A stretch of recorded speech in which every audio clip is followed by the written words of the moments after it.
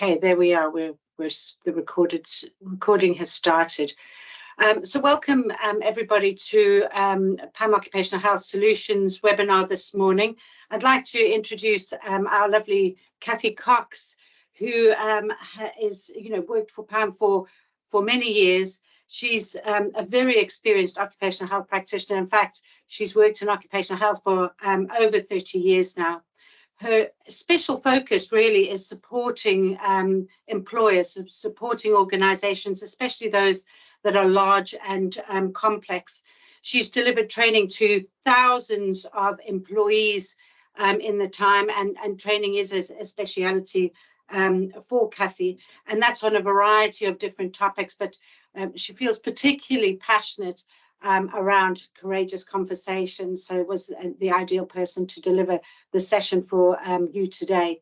We are going to be sending out the slides to all those that have attended at the end of the session, and there will be details on how you can contact us if you do have any other questions after the session.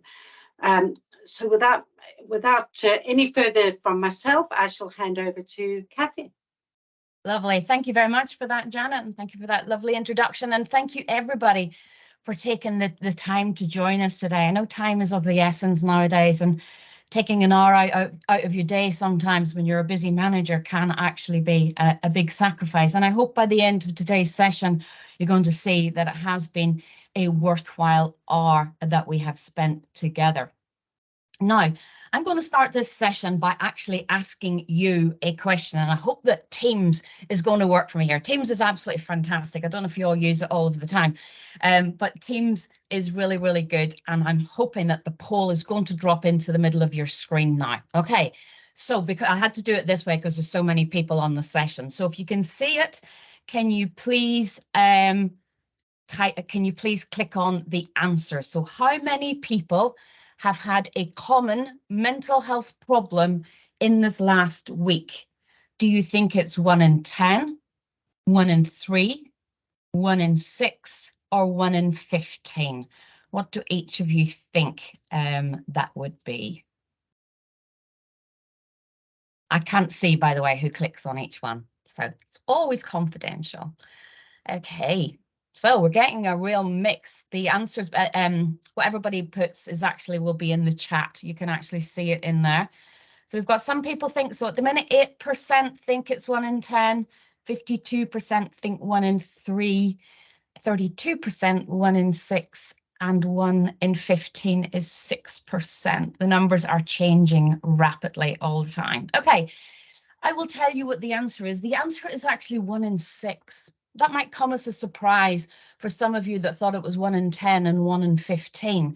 But in this past week, it is estimated that 1 in 6 adults have had a common mental health problem. And research shows that managers a lot of the time are actually waiting until the colleague goes off absent before they actually offer support. 1 in 3 managers, it's estimated, are waiting until the employee goes off. And it's one of the reasons why we want to have this session today. If by the end of the session, you actually can walk away and you have a better understanding of how to spot the signs of declining mental health and the importance of those early conversations while the colleague is still in work, as in many cases, this will actually prevent the colleague from going off sick. If we can do that today, then it's an hour well spent. So we are going to look at how to spot the signs of poor mental well-being, then holding courageous and supportive conversations, how managers can actually help.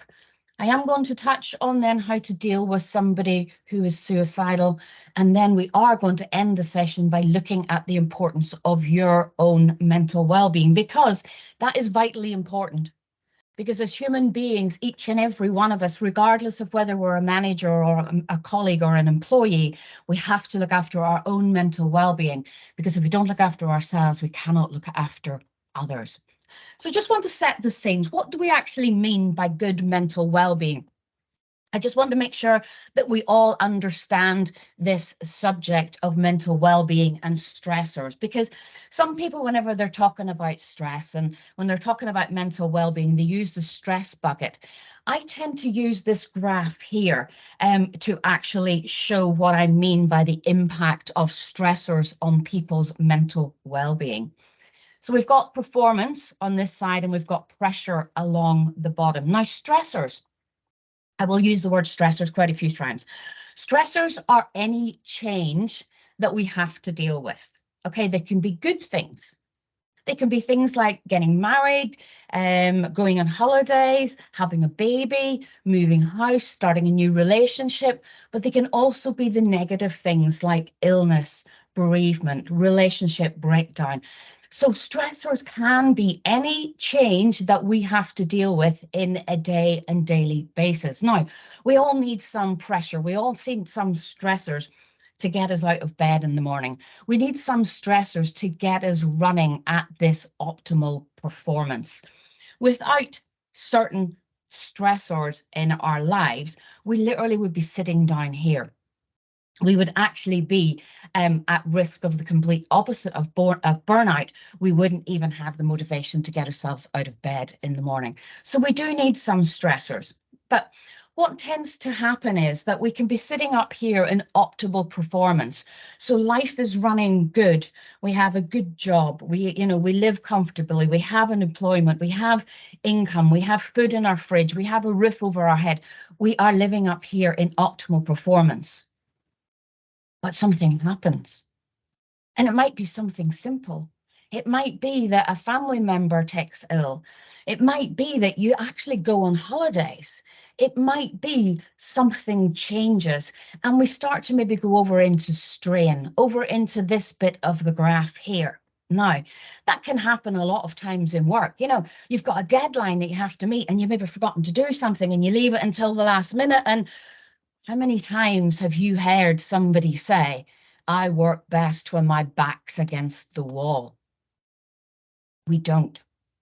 Because if our back's against the wall, that's us in this part of the graph here, okay? We can only stay there for short periods of time. If we stay there permanently, we're at risk of actually overloading ourselves and burning ourselves out. Because what can happen is you're in this area of strain. We call it the zone of delusion, right? You're in this area and something else happens. Something happens at work. Maybe a colleague goes off sick at work and your workload increases. Or maybe, again, you have some financial problems and very, very easily we can start to slide down the other side of this graph and end up in burnout. And it can happen sometimes without us actually realizing it has happened. It's sometimes only when you look back that you realize what has happened. And you know what? It can happen to any of us.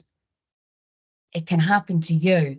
It can happen to me. And as a matter of fact, my boss is actually listening to the session here and she's going to be involved in the questions at the end, Lisa. But I actually ended up in this zone of burnout last year. Very, very simply ended up there by taking on the training I was doing for search and rescue here. And I live in Northern Ireland. And I did all my training last year for search and rescue, for lowland rescue, whilst I was doing my job. But I actually slipped a disc in my back at the same time. So I did 150 hours of training in a lot of pain and was working full time. I didn't realize I was burnt out until I went to have major surgery in January of this year, and my body didn't have anything left in it to recover from the operation. And I'd said to Lisa before I went off sick, I'll only be 2 weeks post-op. It's keyhole surgery. I'm having my gallbladder out. I'll be okay. And I wasn't. And I'm actually still recovering from what happened last year. And it can take a long time. When you go down into burnout, it can take a long time to come back up again. So it can happen to any of us. Yes, I'm the person that's delivering this session to you today, but I'm also a person that knows what it's like to be at this side of the graph. So we have to look out for ourselves, but we have to look out for the colleagues that we manage as well. And there are a number of signs that we can actually look for, a number of things that can tell us that somebody's mental health is starting to deteriorate, that somebody is starting to go down this side of the graph. we have cognitive, we have physical, we have behavioral, and we have emotional signs. Let's look at the cognitive ones first of all. So I want you to think about your colleagues, the colleagues that you manage, okay? Because one of the things that we really want to do as managers is we want to be starting to spot the signs, the changes in the colleagues whenever they're starting to go into this area of strain, okay? Because if we can spot the signs, the changes of them when they're in the area of strain, we can actually prevent them from going off long-term sick, okay? So what are some of the cognitive issues that we might see? Concentration levels change. Memory problems. You ask them to do something and half an hour later they come back to you and say, what was that you asked me to do again? They've forgotten. They're not retaining it. Or maybe they go from being a very positive person to actually becoming quite negative. Okay?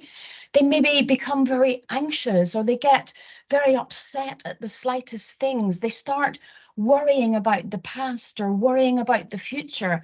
Some may even have panic attacks as well. Okay, this poor judgment, unable to think clearly. Any change in any person's cognitive ability can actually be a sign that all is not well with their mental well-being. And then we have some of the physical signs as well. We all know about difficulty sleeping.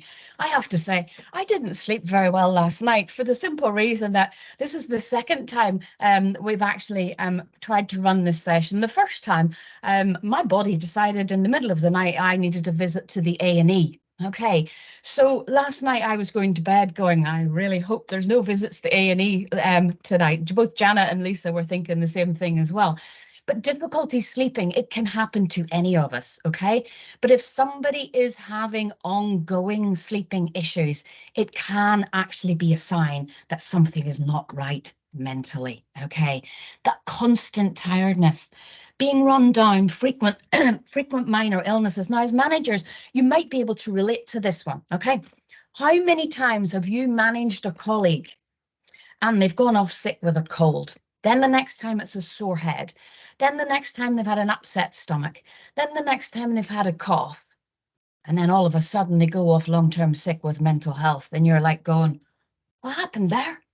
Well, actually, the coughs, the upset stomachs, the headaches, they're all little signs that things aren't right. A lot of the time, people are going to say, I have a headache, rather than saying, I feel stressed. Okay, they're not going to admit to it. It's the last thing that they admit to themselves sometimes. Okay, remember what I said about I got burnt out last year. I hadn't even admitted to myself that my body was in the state that it was in. So sometimes we can miss these things. So as managers, you almost need to be little detectives. You almost need to, not almost, you need to know your colleagues inside out and back to front, so that whenever there is any change in their how they're thinking, how they're behaving, their physical appearance, you can actually start that conversation with them, okay? Headaches is another one, ongoing headaches, general aches and pains. You know, how many people, and again, you'll be able to relate to this. You go home at the end of the day and you think, oh gosh, my back is really sore tonight. I've got lower back pain, or your neck and your shoulders are stiff, right? It's because whenever we become anxious about something, what happens? Our posture changes. Our shoulders go up around our ears, okay? The minute we do that, we change our whole musculoskeletal system and we put a lot of pressure on the base of the spine, and it can cause a lot of lower back problems as well. So there's lots of physical things that we should be looking out for.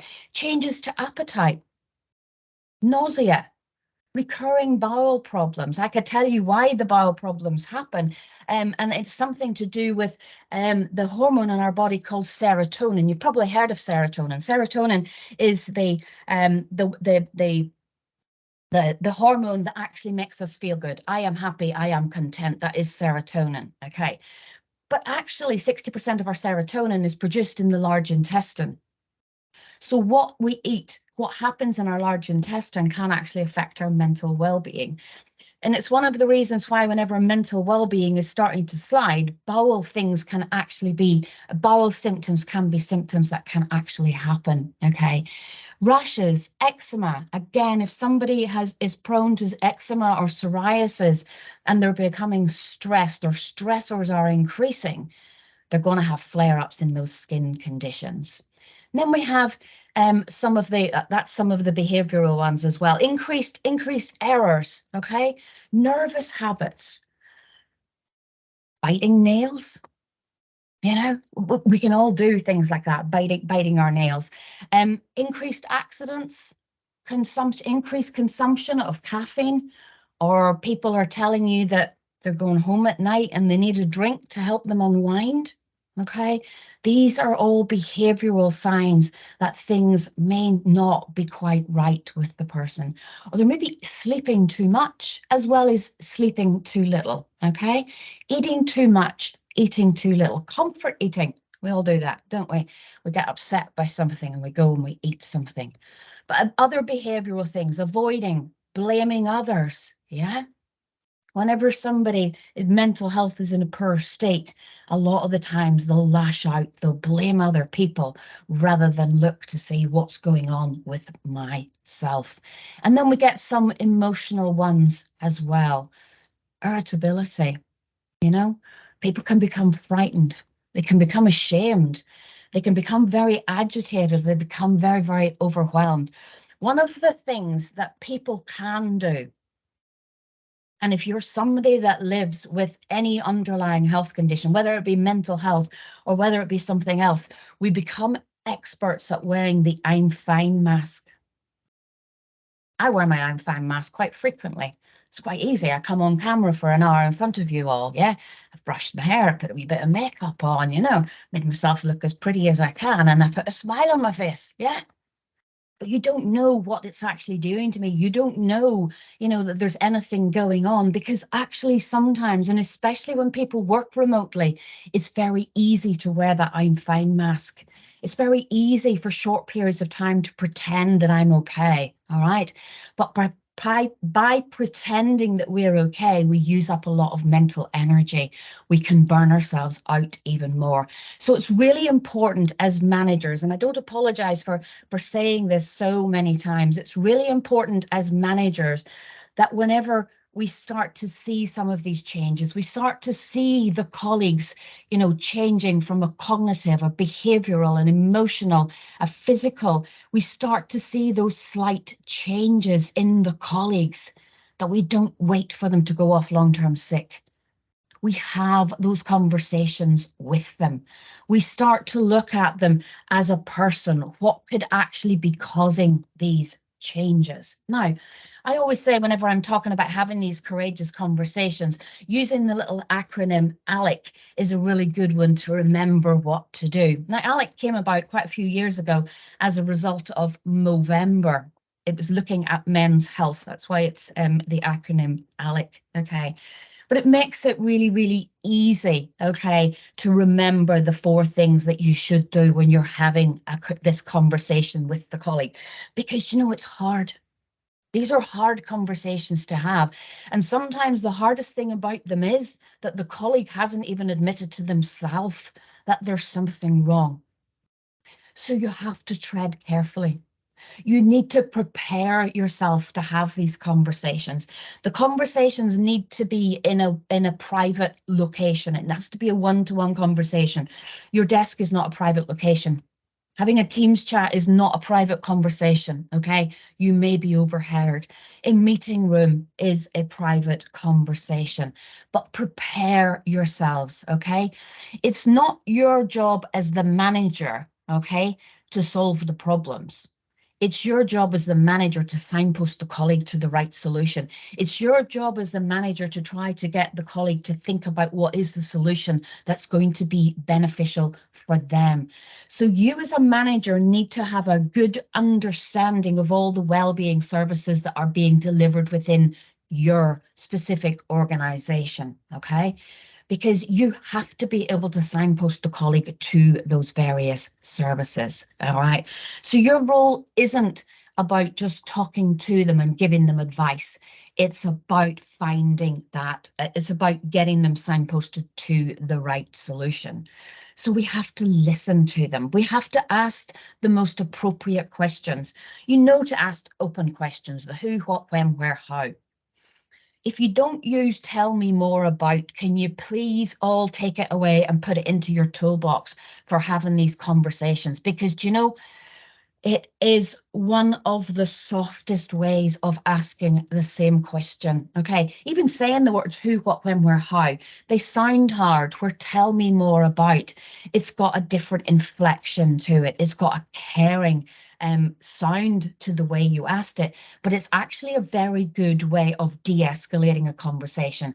So if you're in a conversation with a colleague and the colleague starts to get irritated by something that's being said, or they start to get very emotional, tell me more about is a really, really good one to actually use. Okay, be prepared, have the examples of the behavioral changes, the emotional changes, the cognitive changes, have examples of all of those things written down before you go into the meeting with the colleague. Because remember, you're going to say to them, how are you? And they're going to do the classic of what we all do. They're going, I'm fine, thank you. We have to get behind the I'm fine mask. And you're going to have to ask that question, yes, but how are you really? It's not about taking this at face value. You're going to have to use the examples. I have noticed these changes. I have noticed this. Okay, use examples to get behind the I'm fine mask. All right. Watch the language that you use. Always use I, don't use we. For the simple reason, if you say we are concerned about you and somebody's mental health is not stable, they're going to think that people are actually talking about them. All right, so be very careful of the language that you actually use. The L stands for listen and pay attention. But you have to really listen when you're talking to people. You have to listen to what they're saying, but you have to listen to what they're not saying as well. You have to, your role as the manager is to make people feel safe about opening up, feel safe about taking that I'm fine mask off, feel safe about feeling vulnerable. Okay. And it's really, really, you know, listening is actually a very hard thing to do. I think sometimes we all think, oh, yeah, it's easy to listen, but to really listen, okay, not interrupt the person. The whole goal of these conversations is we want to get the colleague talking. We want to get them opening up, okay? So your role really is to listen and occasionally ask a question to get the conversation going, okay? And what I don't want you to do whenever you're listening to that person is be starting to think about, okay, right, well, you know, what's the next question I'm going to ask them? Yeah, what really should be, because if you're starting to think about how you're going to phrase the next question, you're not listening to what they're saying, okay? And you might find yourself that you want to offer some advice, or you might want to compare their situation to something that you went through, or even judge them or change the topic, but don't do those. Those are all blocks to listening. Prioritize listening over speaking, okay? Show empathy for any challenges that they're facing. Ask them the question, how are you taking care of yourself? You know, don't try not to compare yourself, or worse, please don't say to somebody, I know how you feel, okay? Because saying that, okay, it can actually leave the other person feeling trivialized and that you haven't actually heard them. It's not about spinning the conversation back to you. It's about keeping the focus on the colleague, okay? Don't worry about those pauses or silences. One of the symptoms that can go alongside mental health and declining mental health is, as we already said, poor concentration, but brain fog is another symptom that's very, very common.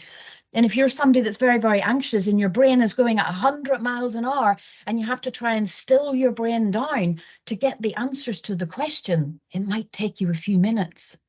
Or if you're the colleague that is very, very depressed, and it's like thinking through treacle, trying to get the right words, okay, again, is going to take time. Give the person time to respond. Use reflective techniques, listening techniques. And that can be something as simple as, you know, it sounds as though you're having a hard time, or it can be that you reiterate back some of what they say. And, you know, you might say, okay, so you're telling me that by Thursday lunchtime, you're really feeling as though you've been wearing your I'm fine mask so much that you're running out of energy and you're struggling to do the simplest of tasks. Just saying things like that back to the colleague lets them know that you've heard what they're saying and that you actually understand. Be aware of your body language. One that a lot of people forget is that the body language communication starts from the minute you stand up from your desk to go into that meeting. And you might be walking down the corridor and the colleague's coming along behind you and you don't realise, and you're thinking about, what am I going to make for dinner tonight? Oh gosh, is there anything in the fridge? What am I going to make? Who all's home for dinner tonight? And you sigh. Now, the colleague doesn't know that. They don't know that you're worrying about what you're going to make for dinner tonight. They know you're going into a meeting with them and you've just sighed. Okay, be very aware of your body language whenever you're in the meetings with the colleagues. Those nods of appreciation, those smiles, those encouragements, always give them those as they're going through. All right, it's a really, really good thing to keep the colleague talking. And then encourage action. You know, this is what we really, really, really want. We want the colleague to start to take some action. You know, that question that I said a minute or two ago, how are you taking care of yourself? That's a good question to ask people, because sometimes we don't stop and think about how we're taking care of ourselves. And it's really, really important we do stop and take care of ourselves. We find things that, you know, give us back energy in the day rather than always away. Past history of mental health, you know, what have they used in the past to help themselves? You know, was there some exercise they did in the past that supported their mental well-being? Was there something they did from a sleep point of view that helped them? Okay, so get them to think about those things, encourage them to take some action. And if you're, you know, really, really concerned about the colleague, make sure you're signposting them back to their GP. Okay, to get them that support. We're going to talk about referring to occupational health in a little minute as well, but that's again something that you can be doing. But is there something that helped them in the past, something that they can relate to that's going to help them in their current situation? Encourage them to talk to others. You probably all have access to mental health first aiders within your workplace. I strongly suggest, as a manager, you get to know who the mental health first aiders are within your workplace, because you need to be able to signpost the colleagues to them. I always say when I'm talking to colleagues directly rather than to managers directly, make sure you as well know who your mental health first aider is. Make sure you know to have a conversation with them. Make sure you have a cup of coffee with them when your mental well-being's in a good place, because it's going to make it a lot easier to talk to them whenever your mental health is actually in. I'll take back control. Somebody tried to take control now of my slides there, and that just muddled it all up. So I'll just take it back again. You know, it's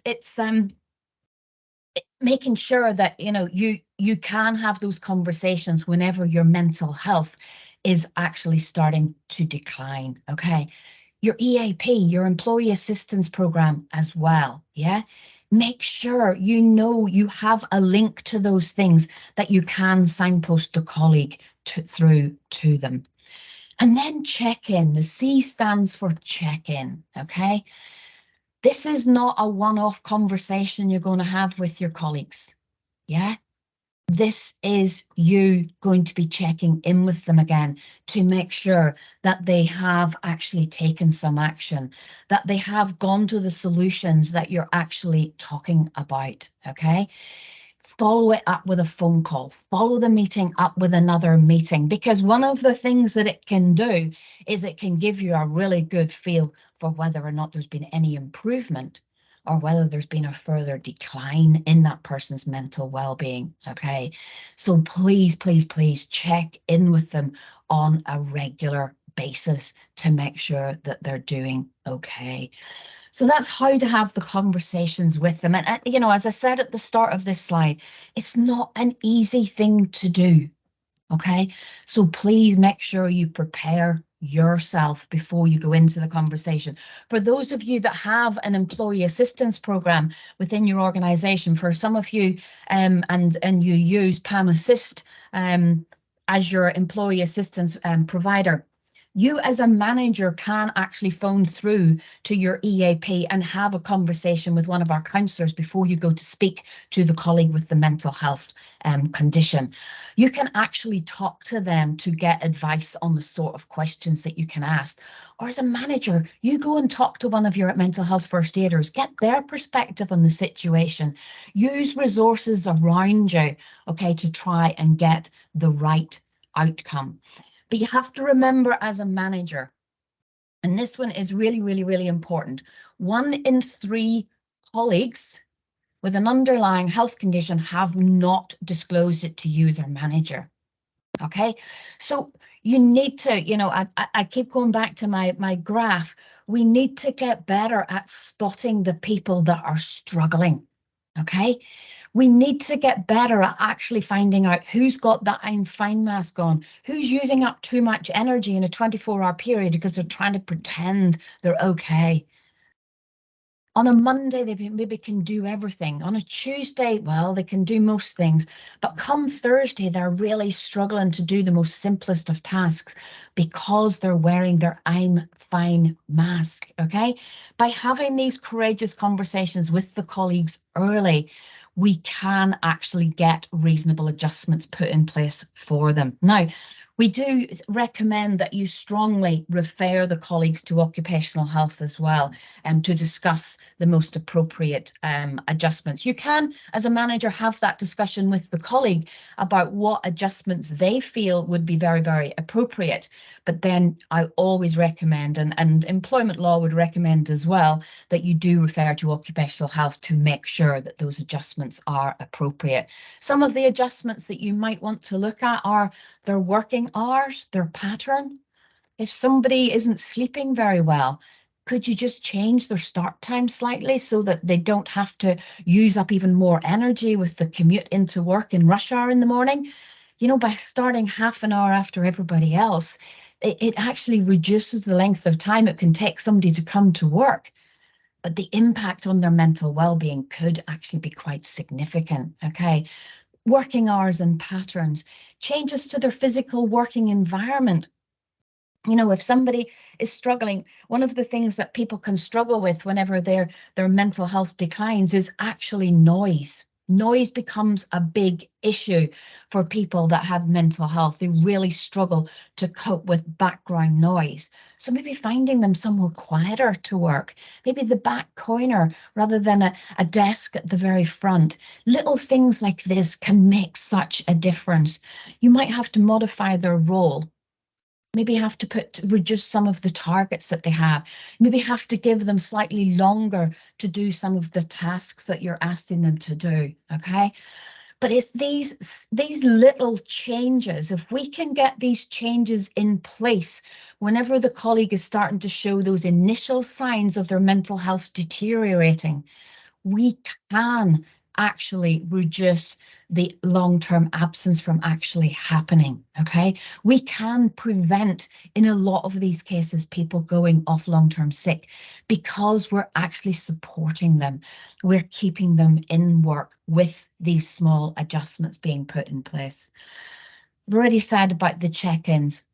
Having a buddy, having a mentor in the workplace as well. Again, there's some really, really good adjustments that can be put in place. And the thing you have to remember about adjustments is it's not one size fits all. As a clinician, I can't say to you, these are the adjustments you put in place for people that have a mental health condition, because you could have 3 colleagues with anxiety and their anxiety presents in completely different ways.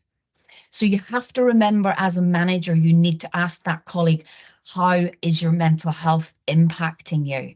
Because it's on how it impacts you on a day and daily basis will depend on what adjustments are actually put in place to support the colleague. So the adjustments that work for one colleague with a mental health condition may not work for another colleague, okay? So think about the cognitive, the physical, the behavioral and the emotional impact of their mental health. That's what we want to put the adjustments in place to support those changes that are actually happening with the colleague. Pam did some research recently. We reviewed over 1,300 of cases, and we actually found out that 2/3 of the employees could have been prevented from going absent if their manager had referred them into occupational health early. Okay. Get these adjustments put in place. By putting the right adjustments in place, okay, we can actually prevent these colleagues from going off long-term sick. This report, we'll send you out a copy of the slides, and we'll send you a link to this report as well. It's fascinating reading, okay, about the benefits of early intervention. This is not just me talking, okay? There's research to back a lot of this up. Early intervention and these courageous conversations are the key to keeping colleagues in work and preventing these long-term absence. Very briefly, I just want to touch on how to deal with a crisis, how to deal with somebody that you're having a conversation with them and they say, I am suicidal, or I have an intent to harm myself. I hope it never happens, but unfortunately it does happen.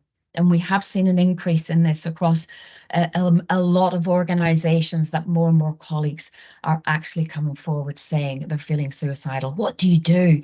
As a manager, you need to know what to do in the event of those situations. Now, if you have an employee assistance program, so if you are one of our clients and you use PAM Assist, the first thing we would always say is contact the PAM Assist, contact your employee assistance, because rather than you trying to ascertain if the colleague is a risk to themselves, okay, what is the risk of this current situation?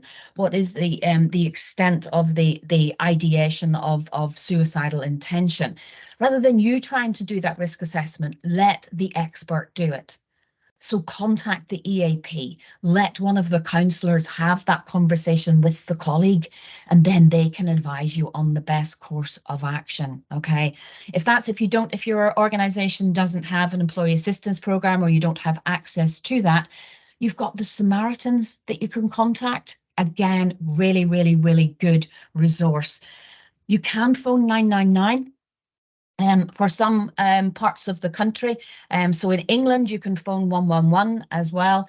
I'm in Northern Ireland here. We don't phone 111 for this. We have to phone 999. So that's why 999 is on the slide here. But you can phone through and actually speak to a professional and they can get the crisis team involved for you.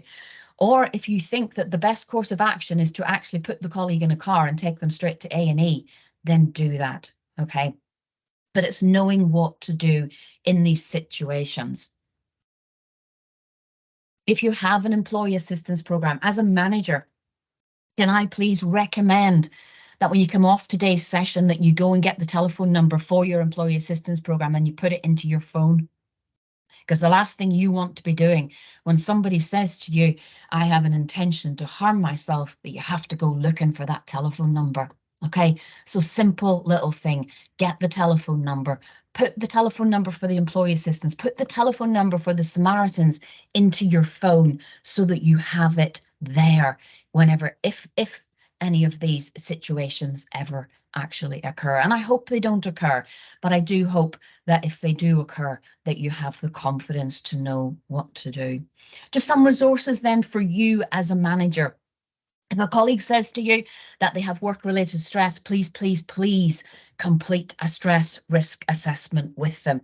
Get that referral to occupational health. And please, it's very important when you're referring them to occupational health to actually put in the referral what their underlying health conditions or conditions are and any reasonable adjustments that you have actually discussed with them, because then we can actually give you further advice on that. Wellness Recovery Action Plan. I don't know if you're all familiar with the Wellness Recovery Action Plan. If you're not, I strongly recommend that you go and have a look at it because it is a fantastic document. Okay, it's a set series of questions that the colleague will answer. Now, I always say, give the colleague time to answer it. Don't hand them the document and say, we're going to have a meeting tomorrow. Can you complete this? You need to give them a few days to complete it because it is a lot of questions. And if they try and do it all at once, they're going to feel a little bit overwhelmed, okay? Especially if their mental health is not in a good place. Why do I suggest you use the Wellness Recovery Action Plan? Because it gets the colleague to start to think about what is the impact of my condition in the workplace, but what are some of the potential solutions? Because if we can get the colleague to come up with what the potential solutions are, they're going to buy into the recovery a lot faster. Whereas if we tell somebody what to do, it may not be the right thing, okay? We really want the colleague to be coming up with the appropriate solutions. And the Wellness Recovery Action Plan is a brilliant document to use for that. Do look at your workplace adjustments, okay? If as an organisation you use workplace adjustment passport, please, please, please make sure the colleague is completing it. Again, if it's not something that your organisation uses, I strongly recommend that you have a look at it. It's a document where the colleague owns it and the colleague can capture what their underlying health condition is, but what their agreed adjustments are. Benefit of it is if managers change or if colleagues change department, it's easy to share the document rather than having to go back to square one and start conversations from scratch again, okay? Do remember to get advice from your EAP. A lot of people forget that the Employee Assistance Programme is there to support colleagues with mental health, yes, but it's there to support you in your manager's role as well. If you need advice of words to use or questions to ask, don't be frightened of phoning your EAP and asking to speak to one of the counsellors. They can give you that support. It's an invaluable one. Mental Health UK has got a lot of resources that you can actually download as well to use whenever you're talking to your colleagues. I've just noticed somebody has put into the comments there that Mind have a great template for the Wellness Recovery Action Plan as well. We can certainly, when we send the slides out to you, we can drop in an example of the Wellness Recovery Action Plan for each and every one of you to have a look at, because it is a brilliant document. But as I said, you know, at the very start, as an individual, you cannot look after somebody else's mental health until you actually look after yourself. Remember, it can happen to any of us. So develop a good opinion of yourself. Eat a healthy diet. It's vitally important that we do try and have that healthy diet. We want to be feeding the serotonin in the large intestine, because if we can feed the serotonin in the large intestine, it's going to give us a better mental balance, okay, with the serotonin in our brain. Do exercise that you enjoy on a regular basis, and that doesn't have to be going to the gym, by the way. I probably exercise well, minimum 3 times a week, if not 5 times a week, and I never set foot in a gym. Okay, I either have my walking boots on, I'm out walking, or I'm very fortunate. I live right beside the Atlantic Ocean, and I'm one of these, the colloquial word that we would use is Egypts, that dons a swimsuit 2-3 times a week and throws myself into the Atlantic Ocean on a regular basis in a swimsuit, okay? 52 weeks of the year we do that, okay? It is fantastic, yeah? And it's a really good way of protecting mental health, but I have underlying musculoskeletal problems as well, and it's very good at keeping inflammation in check, right? Find something you enjoy. It might be that at the end of the day, all you do is you turn some music on and you dance in your kitchen. That's okay. But find something you enjoy. It might be gardening. It might be washing the car. It might be just going for a walk, but find exercise that you enjoy. Do develop a good work-life balance. We have to learn to switch off at the end of our working day. Okay, I always like to get up from my desk and either go for a walk or go for a swim. It's the best way to turn your brain off. I think I've one of my fellow mermaids, we're called mermaids, by the way, on the call listening to us today. And one of our favourite things to do on 6 o'clock on a Friday is to go for a swim. Because do you know what? It puts to bed everything that has happened at work that week. It sends us into the weekend with our endorphins raised. So develop that good work-life balance. Make sure you're getting that downtime. Live in the present, okay? Try not to worry about the past, worry about the future. Live in the moment, okay? Go outside. You know, I always say in the summertime, go outside, feel the sun on your face. I live in Ireland. It doesn't happen very often. I go outside and feel the rain on my face a lot of the times. But go outside, be present, listen to the birds sing. You know, be present in the moment. See what's around you. Spend out time outside in nature. If you live near trees, go for a walk in the forest. Okay, there's so much research about that. Stay connected with people that make you smile, people that make you happy. Learn new ways to relax. It doesn't have to be big, expensive things. Okay, it can be simply listening to music, reading a book, but spend time in the moment relaxing. Do try and develop a good sleeping pattern, okay? It's really, really important that we try to go to bed and that we waken up at the same time every day. If we waken up later at weekends, we can actually cause jet lag within our bodies. So do try and maintain a good sleeping pattern. And if anything I have said today resonates with any one of you that's listening to me, can you please reach out and get yourself some support? Contact your employee assistance program, contact your mental health first aiders, get yourself some support. And this one here, I always like to put this one in. It's a little bit different, but for those of you that are dog owners or dog lovers, I'm very fortunate. I've got a beautiful chocolate lab coming to stay with me this afternoon while our mum and dad go off on a holiday. Yeah, be more dog. For those of you that have dogs, look at your dogs. How many times do you see a dog getting up when it's been sleeping and it gives a big stretch before it starts to move? Yeah, we need to do that. You know, whenever you finish this session today, I want each and every one of you to get up and have a big stretch. Be more dog. When you're happy, show it. Wag your tail. Be present. Dogs are always present. They always live in the moment. They're not thinking about what happened yesterday or what's going to happen in 10 minutes' time. You walk out of the room, you come back in again. They're in the moment. They're there. They're happy to see you. They find joy in the most simplest of things. Okay. Now, we do a lot of other sessions that we can deliver to you, not all by me. There are other people in the organisation. Some of the other sessions that we can run is mitigating work-related stress and burnout, boosting resilience, supporting distressed, suicidal people. There is a wealth of training sessions that we within PAM can run for you as an organisation. And if you are interested in finding out anything more about the sessions that we run, you can email through to PAM Academy. Again, we will drop the information for how to contact us at the end. Just to sum up, remember, 1 in 3 colleagues have not disclosed to you that they have an underlying health condition.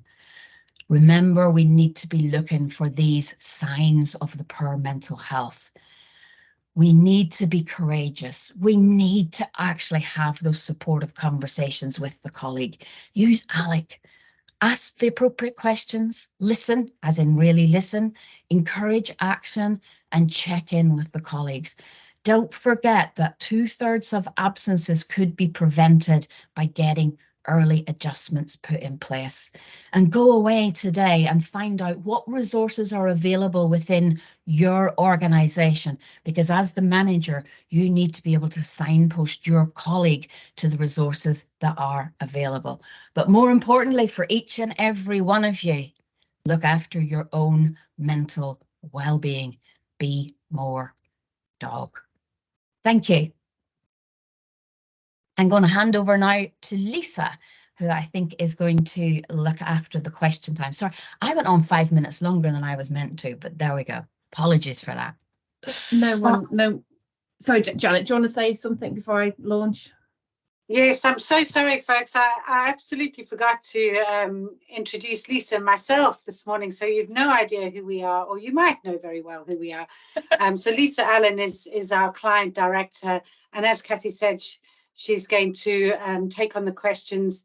And I'm head of PAM Academy, and PAM Academy is our internal training and development department, looking after all our wonderful clinicians and colleagues within PAM and helping us to grow and develop. So I'll be helping Kathy with any questions. So and just from myself, Kathy, just an amazing session. even though I've worked with you for ages, I still learned something from that. So thank you. Over to you, Lisa. Thank you. So so there's been quite a bit of chat whilst you've been going on, Kathy, and I've got 4 points that I just want to raise. But if anybody has got questions, please just put them in the chat and we'll get to them. So early on, there was a comment that all these symptoms are very similar to menopause symptoms, but I thought that was a very interesting point. And Kathy, Janet, I just don't know whether you want to make any comment about the similarity to the symptoms that you've talked about to menopause. And there is a lot of crossover. And one of the things, menopause is a great subject. We could do a whole session on menopause, because everybody thinks the menopause is a few wee hot flushes. Actually, there's a minimum of 32 symptoms of the menopause. And one of them it can significantly impact a female's mental well-being. So yes, there is a lot of crossover, but it doesn't matter whether it's menopause or whether it's mental health. I think the whole point of all of this is we should be having the conversation with the colleague regardless of what the underlying diagnosis is. Any change that you notice in their behavior, their cognitive, their emotional, any change at all, have those courageous conversations. Don't worry about what the medical diagnosis is, okay? It's about having early conversations and getting adjustments in place. Actually, there's been a great blog that was recently published. In fact, Menopause Week was last week, and it was published last week on IOH. So if you just put an IOH and go to their blogs, I've tried to paste it into here, and that was specifically on work-related stress and menopause.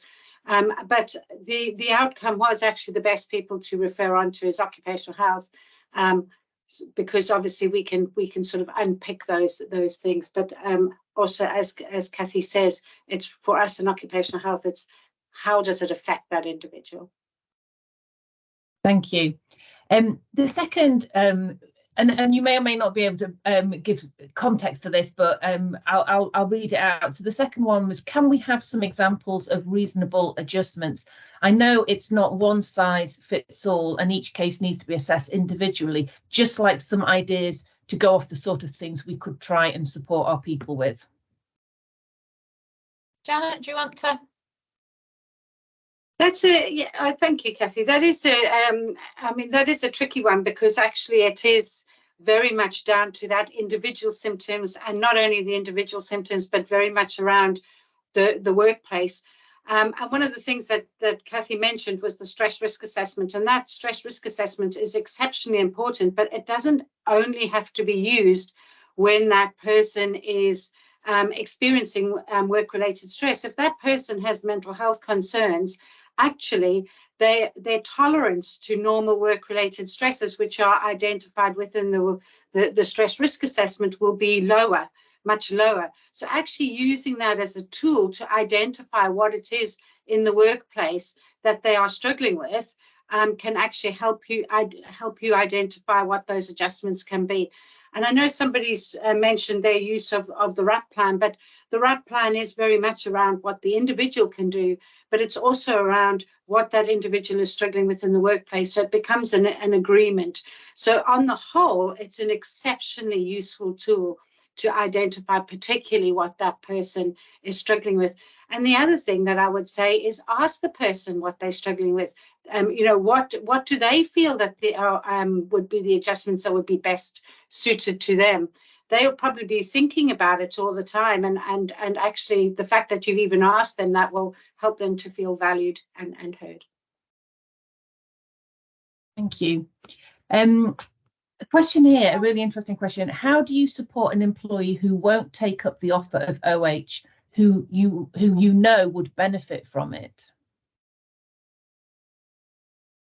The amount of times we get asked that question. Janet, I know the answer, but I'll let Janet answer this one as well, because I have done so much talking today. It's always good to get somebody else's perspective. Well, it would be also good to get your perspective. But from me, I think a lot of times it's because people don't understand occupational health, and they'll have a different perception or a different idea to what actually occupational health is.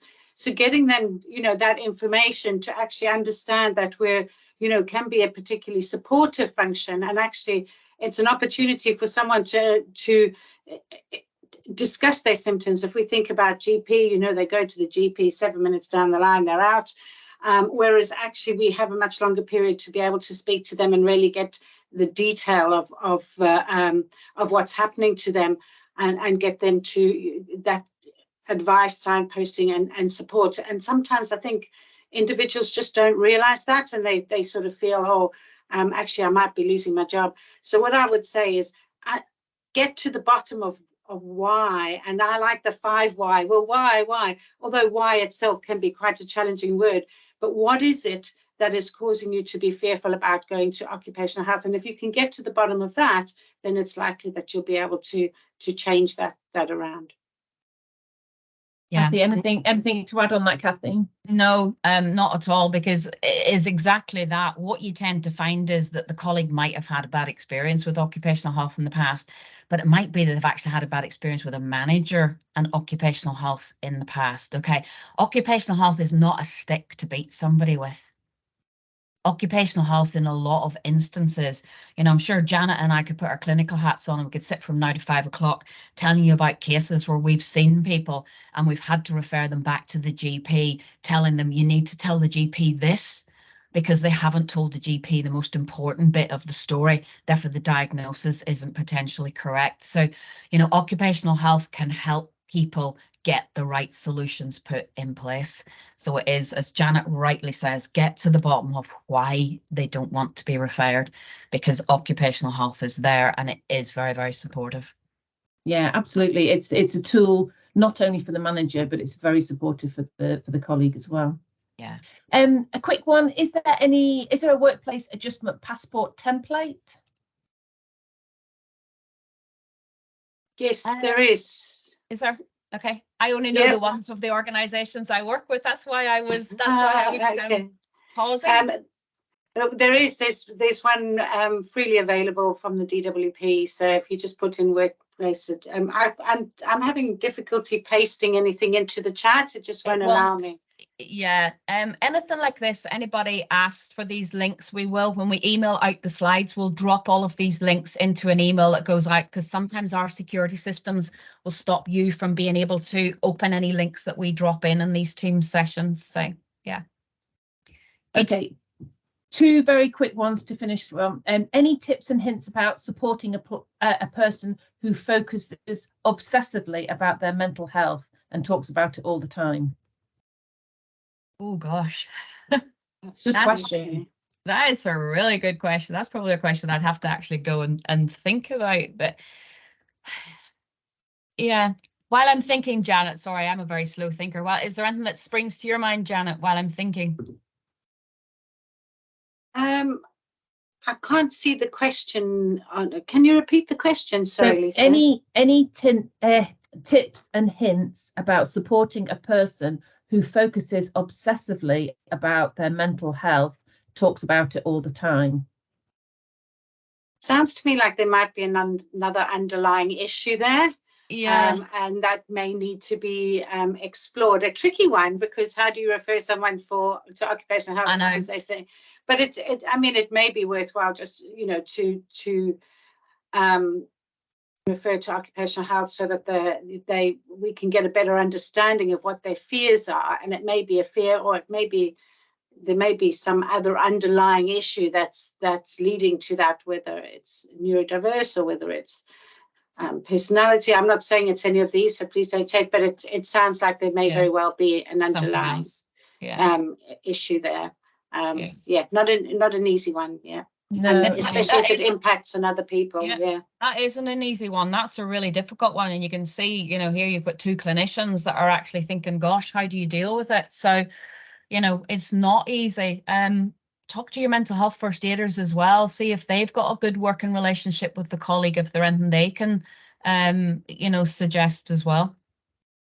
Okay, we'll finish on this last one because I'm very conscious of time, because this is another great question. How can you support someone when they tell you it's none of your business, won't engage with you? They tell you they feel bullied and harassed when you ask them how they are.